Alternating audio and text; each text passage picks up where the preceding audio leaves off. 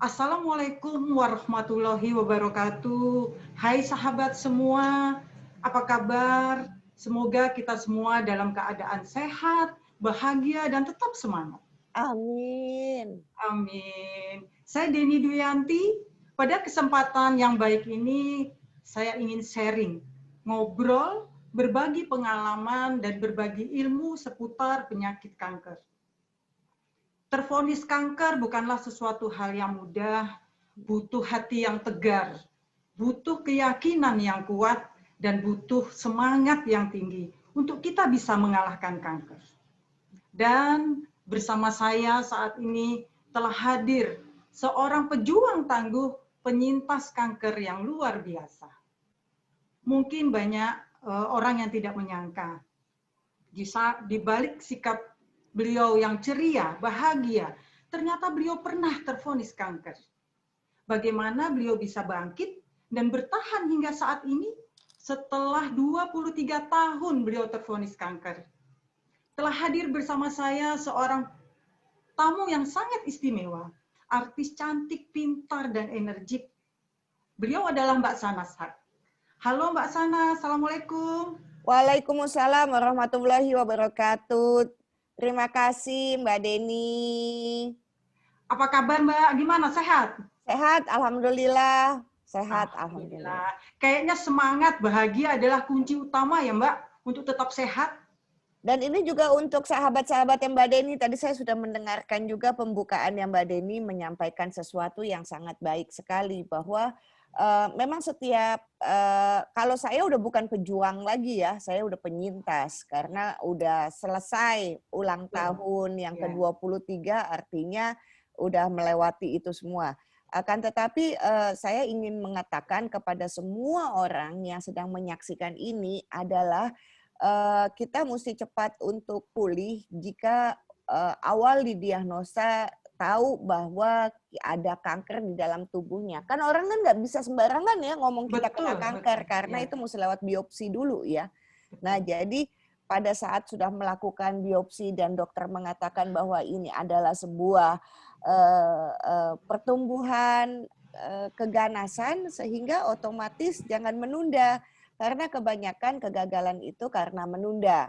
Nah, cerita atau tidak aware dengan tubuhnya, atau tidak memperdulikan tanda-tanda, karena Tuhan tuh udah luar biasa sih memberikan kecerdasan kepada tubuh kita. Jadi sebetulnya kita tuh tahu kalau kita kena kanker tuh kita tahu gitu ya.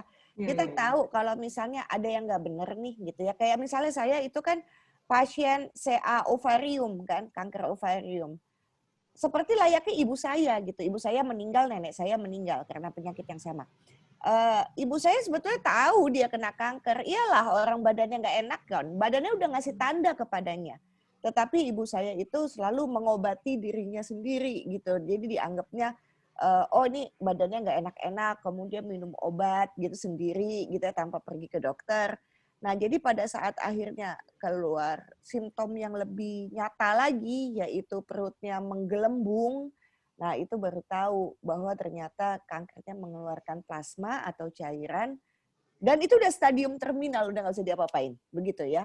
Nah itu sementara berbeda cerita dengan saya yang sudah menikmati pengalaman bahwa orang terdekat meninggal karena kanker. Jadi waktu saya tahu tanda-tanda ovarium saya bermasalah ketika masa produktif, tapi saya nggak menstruasi. Aneh kan ya, gitu loh.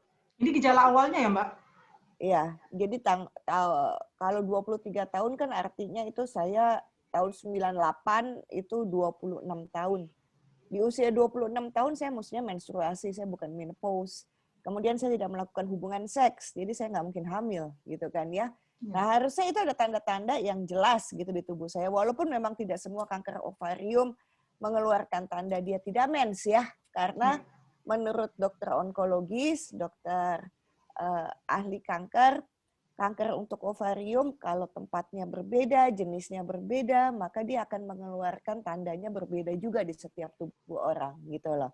Nah kebetulan saya tuh tandanya tidak mens. Nah itu sebabnya harusnya saya sadar gitu ya. Nah kalau ini berbeda cerita juga. Kalau tidak saat itu saya bawain acara di TPI, dulu masih ada TPI, Televisi Pendidikan Indonesia. Dulu ada acara pagi namanya Sehati, sekitar kesehatan wanita. Itu acara tentang kandungan dan kebidanan. Dan dokter kandungan dan kebidanan dari rumah sakit, salah satu rumah sakit di Jakarta, yaitu Rumah Sakit Harapan Kita. Nah, itu dokter-dokternya ada di situ. Yang luar biasa buat saya itu adalah saya duduk, tuh saya mau bawain acara, tuh saya bilang sama dokter saya, "Dok, ini kalau misalnya saya nggak mens," kemudian saya menceritakan tanda-tandanya. Terus dokternya langsung nanya gitu loh, luar biasa banget. Di keluarganya ada pohon keluarga yang kena kanker nggak? Ibu saya, Dok, meninggal karena kanker. Besok datangnya periksa, udah langsung cepet aja gitu.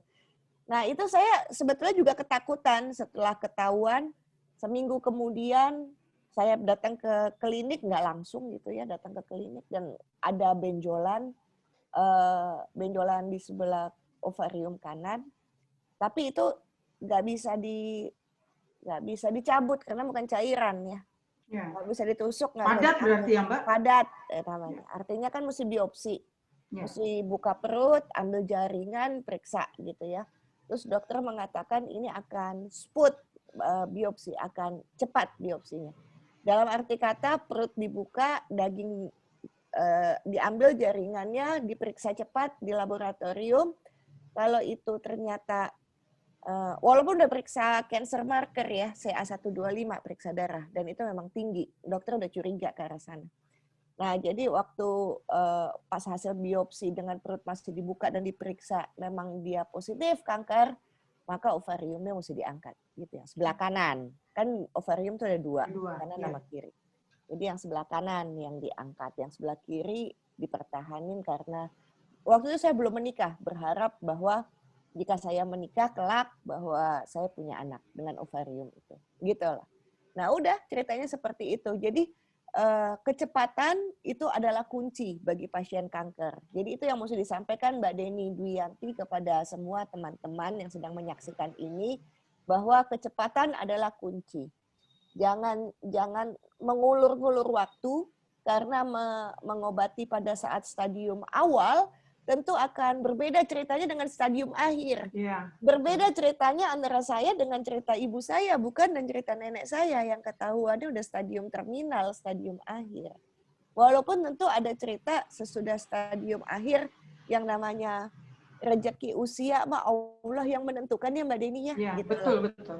Ada yang stadium terminal juga, alhamdulillah sembuh, ada begitu ya. Tidak ada yang tidak mungkin bagi Allah. Tidak ada yang tidak mungkin bagi Allah. Jadi bagaimana kita, kata Mbak Deni, bagaimana kita menjaga semangat dan bagaimana kita selalu menjaga motivasi kita. Berani hidup. Nah itu tuh Mbak Deni, berani hidup. Karena orang biasanya berani mati. Nah ini mesti berani hidup. Ya, cuma gini Mbak, ini yang paling berat itu begini. Saat pertama kita tervonis, pastikan ada perasaan hancur, terpukul. Dan itu adalah momen yang paling susah untuk bangkit. Bagaimana Mbak Sanas bisa mengatur hati untuk bisa segera bangkit dari keterpurukan? Karena ini adalah hal yang penting. Fase yang paling berat adalah saat pertama kita bangkit. Mesti cari cantolan, ilmunya gitu, cari cantolan. Dulu cantolan saya adalah bapak saya, karena ibu saya udah meninggal. Ibu saya itu meninggal tahun 91, tahun 98 saya terdiagnosa. Kemudian hubungan saya waktu sesudah ibu saya meninggal, sampai sebelum saya terdiagnosa itu tidak baik Mbak Deni, gitu ya. Jadi karena saya sama bapak saya itu adalah dua orang yang sama plek. Jadi kalau saya lelaki, ya saya bapak saya. Kalau bapak saya perempuan, ya saya. Cara ngomongnya, cara bertindaknya, kencengnya, kerasnya, kasarnya, itu semuanya plek ketiplek sama lah pokoknya. Maka karena sama, kutubnya saling tolak-menolak, begitu ya. Betul. Nah, kemudian tahun 98 yang saya terdiagnosa, kan saya mesti pulang ke tempat bapak saya. Karena saya mesti minta tanda tangan surat izin operasi, karena saya belum menikah. Kan mesti tanda tangan bapak, begitu kan ya. Jadi pulang, terus baru kami singkat ceritanya rekonsiliasi Mbak Deni. Rekonsiliasi bahwa ternyata bapak saya berdoa setiap saat sama Allah kayak gini, Allah jangan ambil si Syahnas, ambil aja saya. Begitu. Jadi berdoa banget bapak bentuk saya sih lihat keluarga saya atau saya begitu ya, atau bapak saya bentuknya sih nggak kayak kiai-kiai, tapi sebetulnya dia melakukan ritualnya tuh serius gitu ya. Melakukan sholat lail juga serius, dia melakukannya setiap malam ya. Nah terus jadi setiap malam itu kalau saya kan waktu saya belum operasi tuh mau badannya tuh nggak enak semua Mbak gitu loh, setengah badan tuh nggak enak. Jadi maksud setengah badan gini, dari pusar depan ke punggung tuh nggak enak yang bagian kanan. Mau pup nggak bisa, kencing nggak enak. Jalan kram kakinya, karena kan neken syaraf gitu ya. Jadi aku susah tidur, malam tuh susah tidur, ngalong gitu loh. Jadi kalau misalnya aku lagi ngalong nggak bisa tidur, turun ke bawah, ngelewatin kamarnya bapak mau ngambil minum, itu suka denger gitu, nangis, berdoa gitu. Ambil saya aja, jangan ambil Syahnas. Kalau mau ambil saya aja. Kalau emang mesti ada satu nyawa yang pergi, nyawa saya aja yang diambil. Karena saya mau ketemu. Jadi bapak saya itu udah kangen banget sama istrinya. Karena emang bapak saya bukan orang yang menikah lagi gitu ya. Jadi ya udah deh saya aja. Dan Allah mengabulkan itu gitu. Jadi bayangkan cantolan saya itu adalah ayah saya. Jadi buat teman-teman yang Mbak Deni nih, komunitas peduli kanker gitu ya, adalah cari cantolannya, support sistemnya. Cari siapa? Anaknya kah? Suaminya kah? Bapaknya kah? Ibunya kah? Gitu loh. Tetapi kalau memang akhirnya itu adalah booster kita untuk berjuang. Iya. Tapi hasil akhirnya mah terserah Allah gitu loh. Iya. Jangan marah. Jadi jangan begini. Kenapa saya ya? Kayaknya saya hidupnya baik-baik aja. Iya. Jangan begitu. Iya, sering gitu soalnya. Iya. Suka nggak percaya kadang Mbak, kenapa saya gitu loh. Padahal gaya hidup saya sudah bagus. Betul. Tetap saya kena gitu loh. Betul. Ada juga yang begini Mbak Deni. Kenapa bukan dia aja ya? Dia kan dosanya lebih banyak dari saya. Gitu Mbak Deni. Ada yang begitu. Dalam hati ya Allah sadis amat itu orang. Begitulah. Nah itu yang jadi mempersulit penyembuhan Mbak Deni. Karena kemarahan itu yang membuat sulit sembuh. Jadi yang paling gampang adalah menerima. Pasrah itu bukan yang nggak ngapa-ngapain. Pasrah itu adalah kegiatan aktif, Mbak. Kegiatan aktif pasrah itu adalah begini Mbak Deni. Karena tahu kita kena kanker, maka kita makin berbuat baik. Bagus nggak tuh? Bagus ya? Bagus. Karena kita tahu kita mau meninggal, yang paling bahaya adalah kita tuh mesti alhamdulillah kalau kita tahu kita mau meninggal. Betul nggak sih Mbak Deni? Betul. Sehingga kita akan memperbanyak amal. Ya. Mulut ngomong pedes dikurang-kurangin. Bikin sakit orang dikurang-kurangin. Betul nggak Mbak Deni? Iya kan? Betul. Nah, banyak makan pedes aja nggak apa-apa.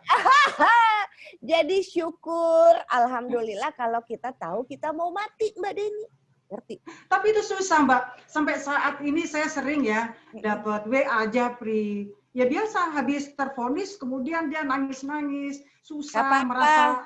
Iya nggak apa-apa nangisnya boleh, namanya juga manusia, masa nggak boleh nangis? Emang robot, ya kan? Boleh aja nangis, tapi jangan kelamaan kali gitu loh. Ya. Kalau misalnya kelamaan, keburu kankernya nyebar kemana-mana, telat, tahu nggak? Nah jadi kalau misalnya mau nangis boleh. Orang tuh kalau kena kanker, Mbak Deni kan tahu, Mbak Deni juga pejuang. Mbak Deni kan juga seorang yang, Mbak Deni udah jadi penyintas belum? Saya masih pengobatan juga, Mbak. Oh, jadi masih menjadi pejuang kanker. Ya. Mbak Deni kan nggak selalu begini senyum-senyum. Pasti emosinya ups and downs. Betul nggak Mbak Deni? Betul. Ikutin aja, dipeluk aja, perasaan itu dipeluk. Jadi kalau misalnya lagi mau nangis, aduh saya mau nangis rasanya. Ya nangis aja. Jadi emosinya tuh drol gitu. Ya. Saya tuh mau ketawa aja. Aduh hari ini saya kesel, ini mau marah-marah. Ya udah marah-marah aja. Tapi semuanya itu jangan lama-lama. Karena seseorang yang level emosinya, Mbak Deni ada ilmu ya buat Mbak Deni ya. Ya. Buat teman-teman yang lain juga. Ilmunya adalah begini. Dalam sebuah penelitian, manusia itu memiliki 7 level emosi. Ya, 7 level emosi. 7 level emosi itu 6 level emosi negatif, 3 level emosi positif.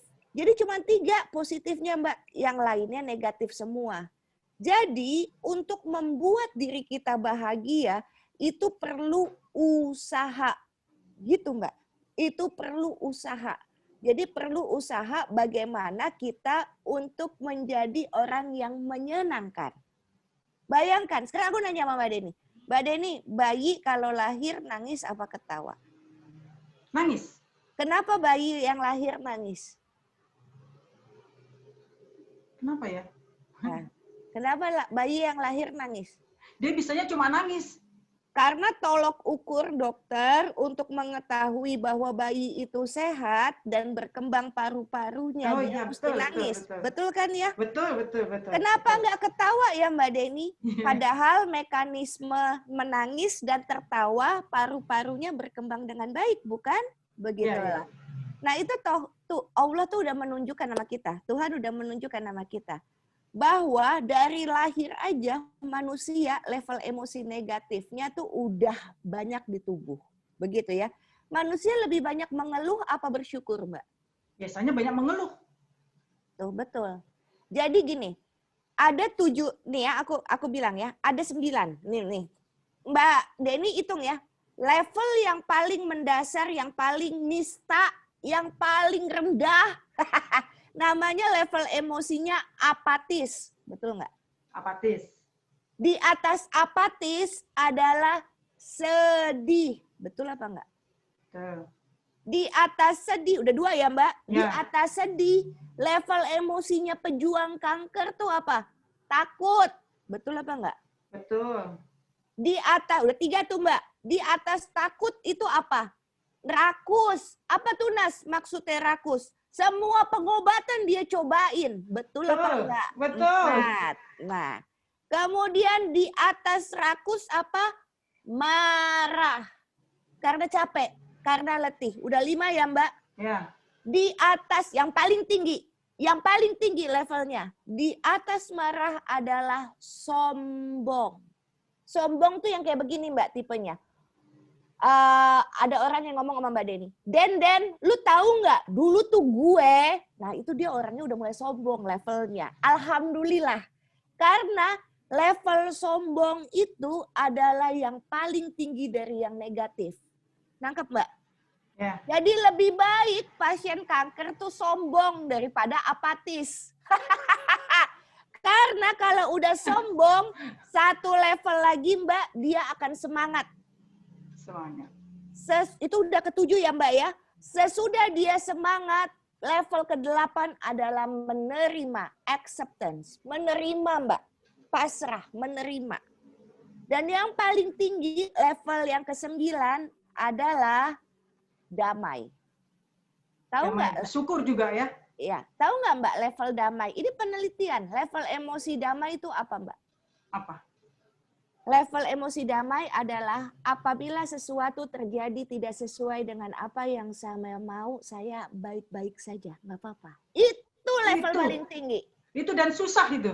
Itu level paling tinggi Mbak Deni. Dan paling susah, betul sekali Mbak Deni. Ya kan? Iya betul.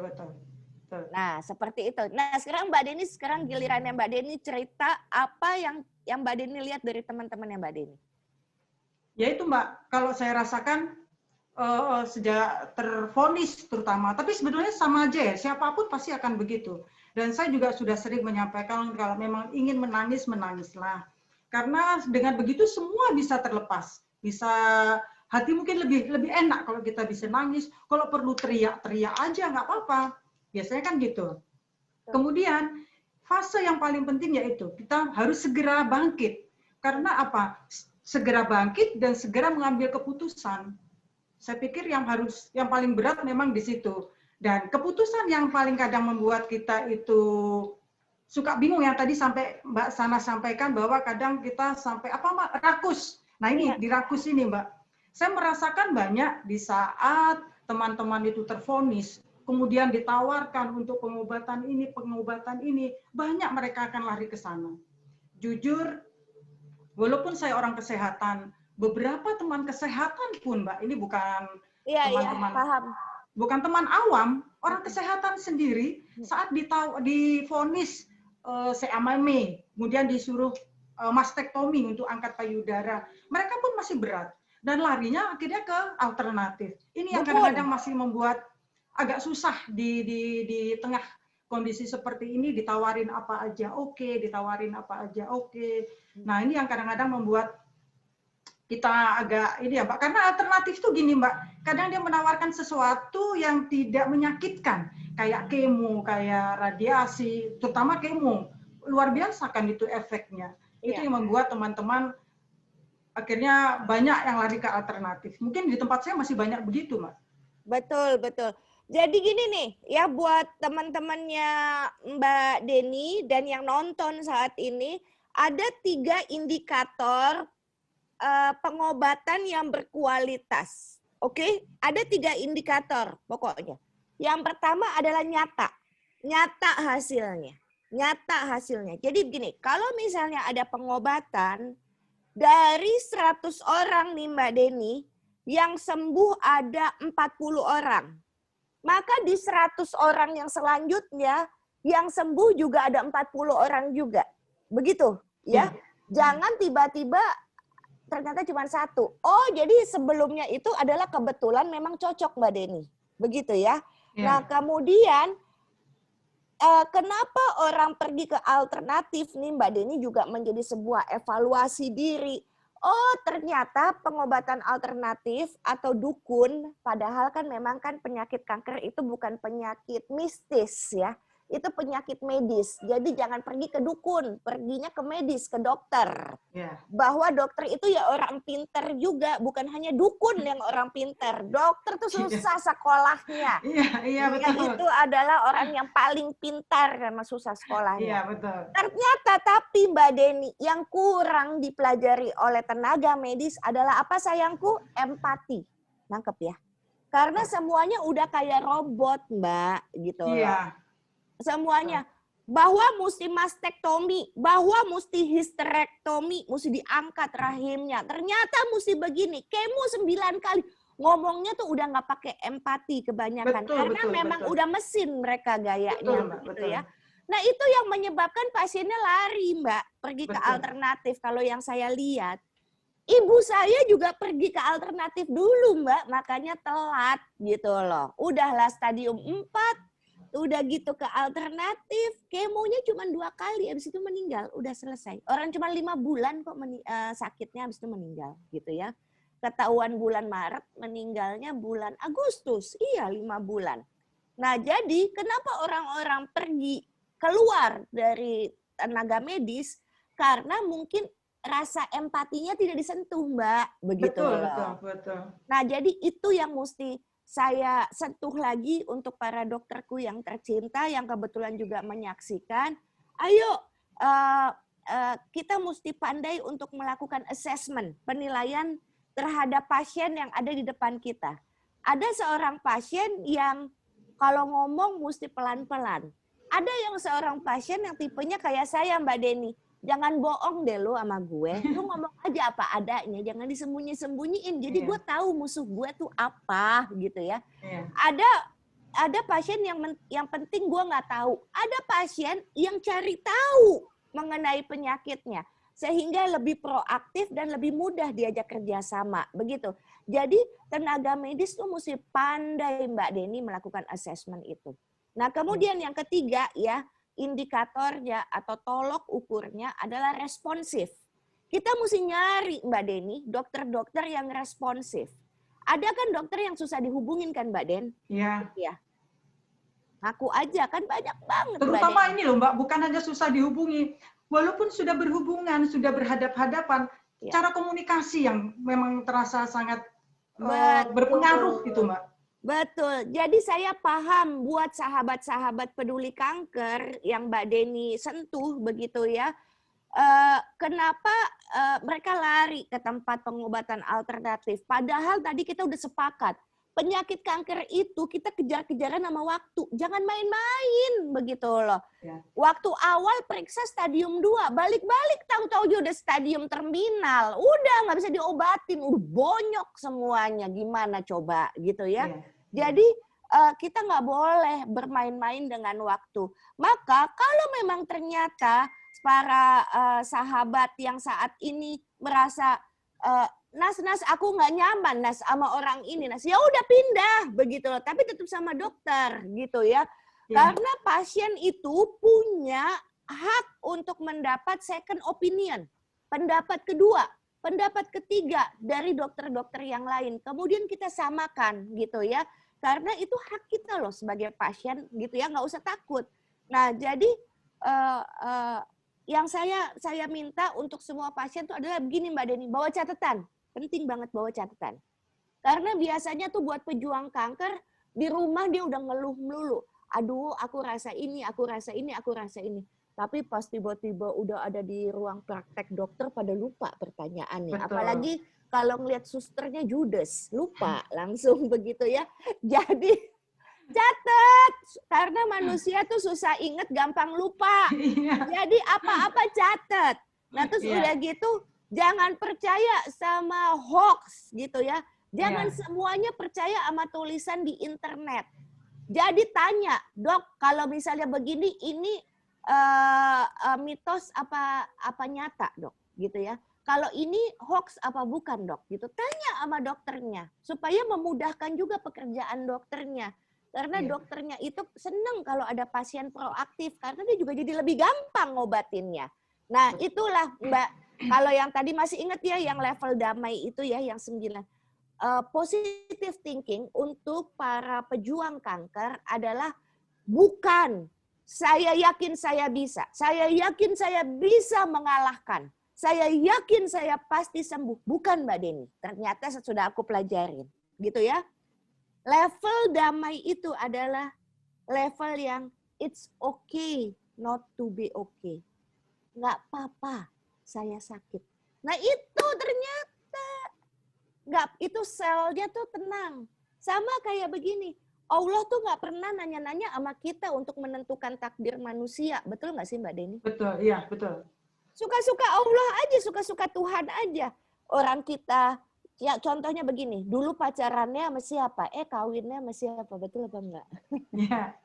Dulu sekolahnya apa? Sekarang kerjanya apa? Benar apa enggak? Betul. Iya. Allah tuh nggak pernah nanya-nanya sama kita dikasih takdirnya bagaimana. Jadi, jika sesuatu terjadi di luar dugaan dan keinginan saya tidak apa-apa. Saya tidak akan mengubah perasaan saya menjadi tetap bahagia. Yang begitu Mbak Deni. Kalaupun akhirnya meninggal dalam situasi yang hatinya tuh senang. Yang damai. Damai. Karena setiap orang pasti meninggal Mbak Deni. Iya betul. Iya. Mau kena kanker, mau tabrakan, mau kena COVID, pandemi, ya kan? Mau dibunuh. Nauzubillah min zalik, mau apa, itu sih semuanya adalah hanya cara. Tapi kapan dan bagaimana dan di mana kita nggak tahu. Jadi kita tuh hanya bergilir-giliran Mbak Deni. Teman meninggal karena COVID banyak tahu, banyak banget Mbak Deni. Banyak banget. Meninggal bukan hanya infeksi dan positif, bukan meninggal Mbak Deni, banyak. Jadi apa saya bilang? Oh iya ya, jadi walaupun kita pasien atau pejuang atau penyintas kanker, hidup itu tuh adalah patut disyukurin. Mau sejam lagi kek, sebulan lagi kek, setahun lagi kek, bersyukur aja gitu loh. Dan berbuat baik aja sebanyak-banyaknya. Dan terutama saat sakit gini ya Mbak, ini sudah ada, kita harus lebih bersyukur ya. Jadi kita udah tahu nih. Iya, dengan bersyukur begini. Aduh, misalnya payudaranya sakit karena dia kanker payudara. Aduh, ngilu, cetot-cetot sampai di bawah ketiak, sampai aduh sakit banget. Allah, alhamdulillah, terima kasih Tuhan, terima kasih masih dikasih rasa sakit, belum mati rasa. Artinya saya belum koma. Oke, mumpung saya masih bisa mikir apa yang bisa saya lakukan ya. Oh, nulis yang baik-baik di Instagram, nulis karena siapa tahu ada orang yang baca, kita nggak tahu dari sekian banyak orang yang baca, ternyata ada satu orang yang berubah hidupnya karena habis membaca tulisan kita. Iya, Begitu. betul. Iya, Jadi iya, kalau berpikir tuh jangan berpikir yang gede-gede. Small thing, big impact. Hal yang kecil-kecil aja, tapi dampaknya ternyata bisa besar. Nah, kalau itu terus, maka kita tuh nyaman. Walaupun tibalah waktunya kita gitu ya, maka kita akan tetap bahagia seperti itu. Begitu.